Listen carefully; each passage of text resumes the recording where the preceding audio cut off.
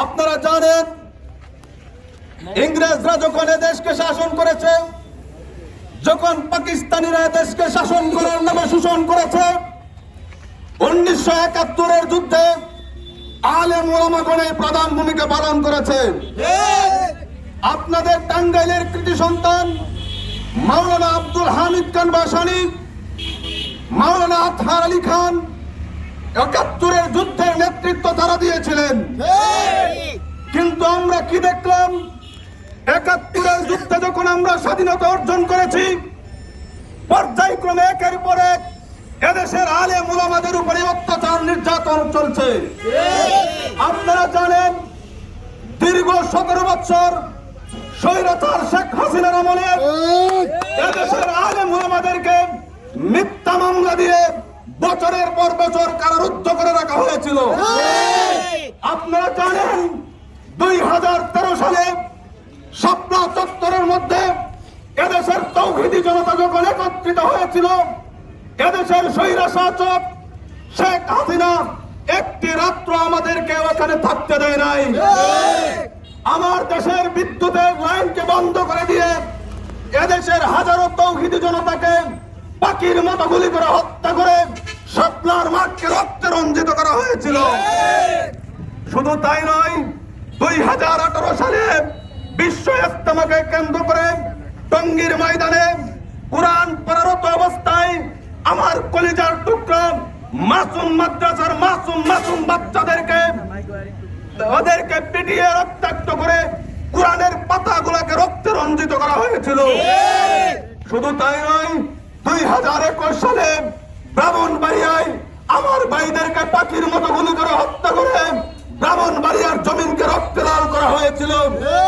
এতে ওরা ক্ষান্ত হয়ে যায় নাই।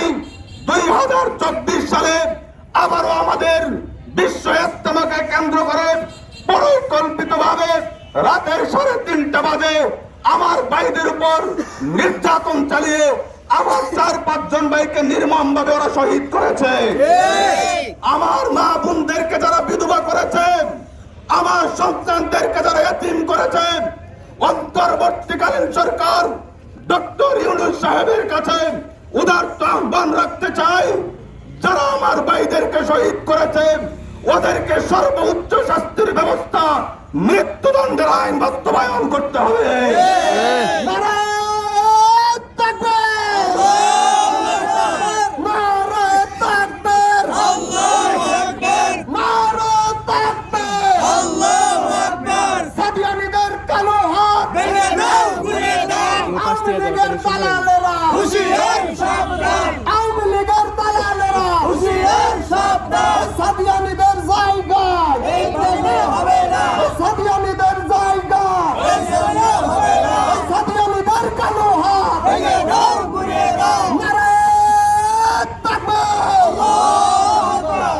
সম্মানিত তৌহিদি জনতা, মাওলানা সাদ সাহেব ইসলাম নিয়ে, তাবলীগ নিয়ে চিনিমিনি করার কারণে, চিনিমিনি খেলেছেন, ভুল ফতোয়া দেওয়ার কারণে আমরা মাওলানা সাদ সাহেবকে তালাক দিয়েছি।